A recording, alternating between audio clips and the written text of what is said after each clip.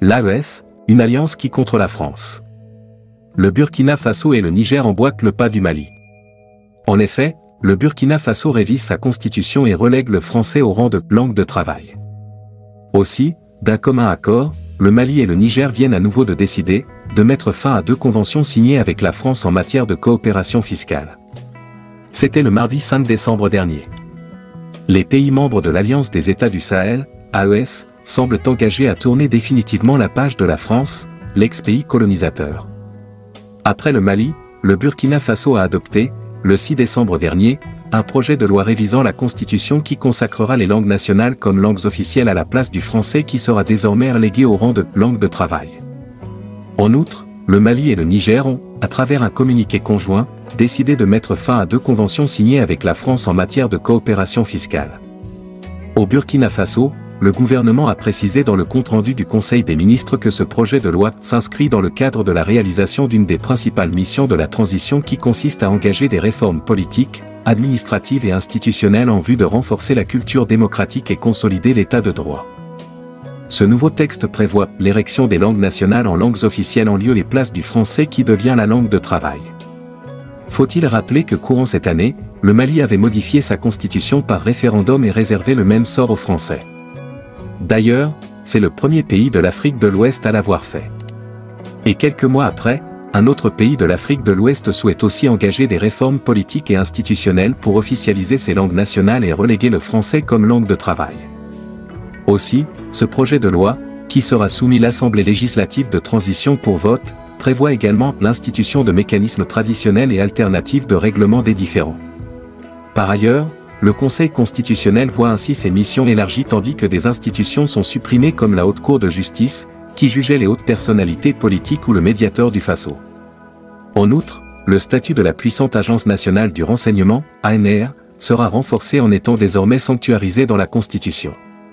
Arrivé au pouvoir en septembre 2022, à la suite d'un coup d'État, le capitaine Ibrahim Traoré avait promis, il y a 2 mois, une modification partielle de la Constitution.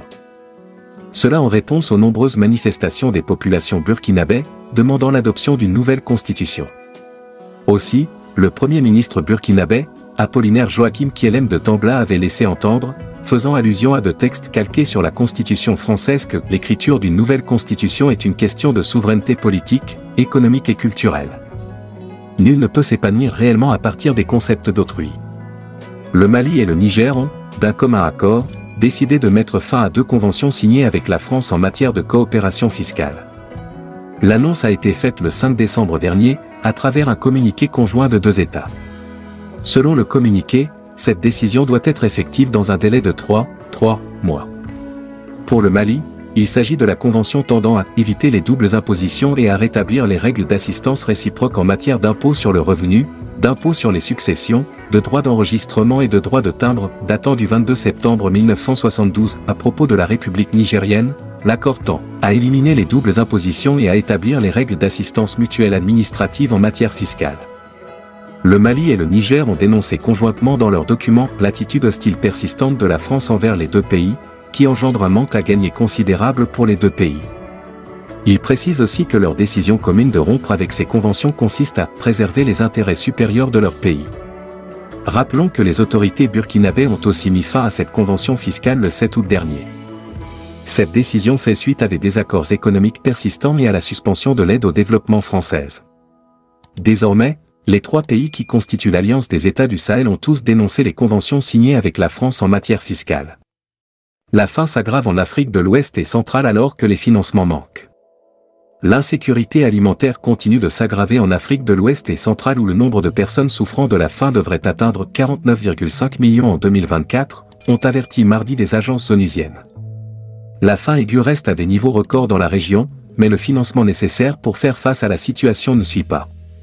Cela oblige le PAM à réduire l'assistance vitale pour les personnes les plus touchées au moment où elles en ont le plus besoin, a déclaré Margot van der Velden, directrice régionale par intérim du Programme alimentaire mondial, PAM, pour l'Afrique de l'Ouest et centrale.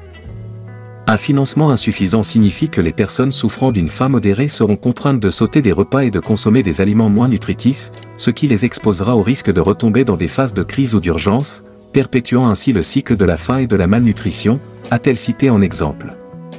Conflits, Climat et prix élevés.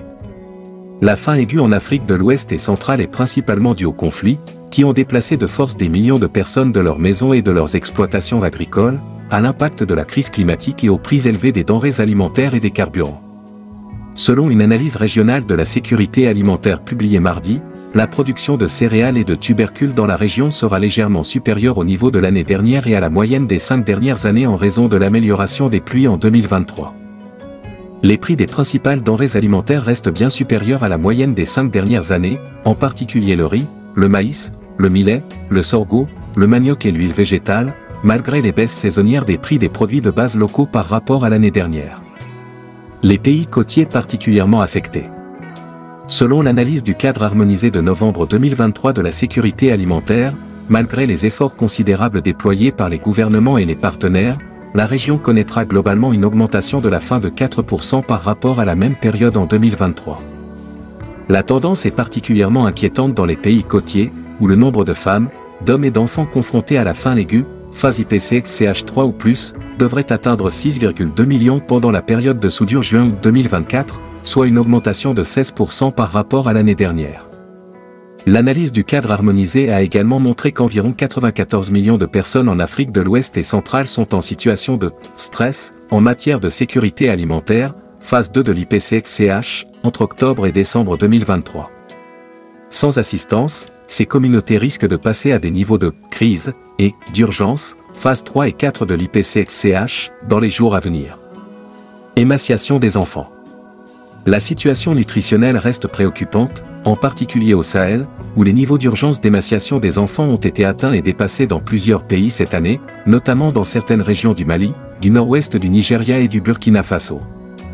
Cette situation est due à la fragilité des systèmes alimentaires, qui ne répondent pas aux besoins nutritionnels spécifiques des femmes et des enfants, à l'accès limité aux services sociaux de base et aux mauvaises pratiques en matière de soins et d'hygiène. En Afrique de l'Ouest et centrale, plus de 2 ménages sur 3 n'ont pas les moyens de s'offrir une alimentation saine. Et 8 enfants sur 10 âgés de 6 à 23 mois ne consomment pas le nombre minimum de groupes d'aliments dont ils ont besoin pour une croissance et un développement optimal.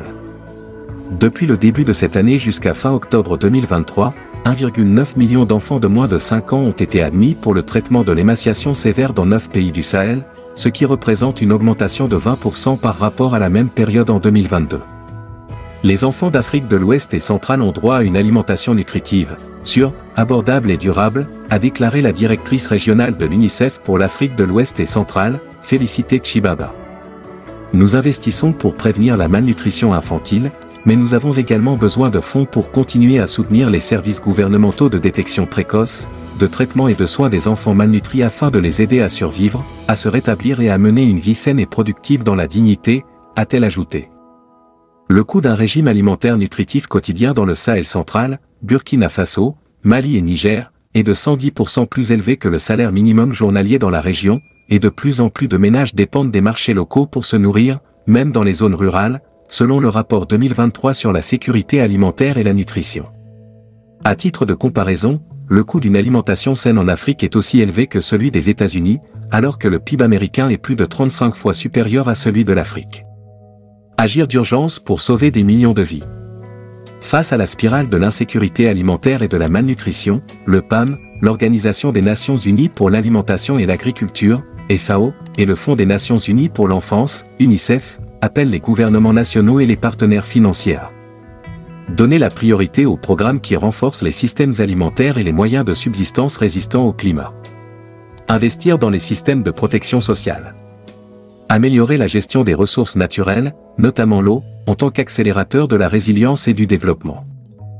En outre, les participants à l'exercice du cadre harmonisé d'analyse de la sécurité alimentaire ont recommandé l'élaboration et la mise en œuvre rapide des programmes d'urgence qui répondent aux besoins alimentaires et nutritionnels immédiats des populations en situation de crise et d'urgence en matière d'insécurité alimentaire et de malnutrition, phase 3 à 5 de l'IPC-CH. Ces mesures permettront non seulement de sauver des vies, mais aussi de prévenir le risque de malnutrition chez les enfants dans les régions les plus touchées par l'insécurité et les crises économiques, notamment au Burkina Faso, au Tchad, en République démocratique du Congo, au Mali, au Nigeria et au Niger. Face à la persistance de l'insécurité alimentaire et nutritionnelle, nous devons agir d'urgence pour sauver des millions de vies en plaidant pour l'accélération de la mobilisation des ressources afin de financer les plans de réponse nationaux et de faciliter l'accès aux zones confrontées à l'insécurité ou difficiles d'accès, notamment au Burkina Faso, au Mali, au Niger et au Nigeria, a déclaré le coordonnateur sous-régional de la FAO pour l'Afrique de l'Ouest et le Sahel, Dr. Robert Gay. Selon la responsable du PAM, Margot van der Velden, il faut briser ce cercle en nous attaquant aux causes profondes de la faim et en renforçant la résilience des familles en Afrique de l'Ouest et centrale.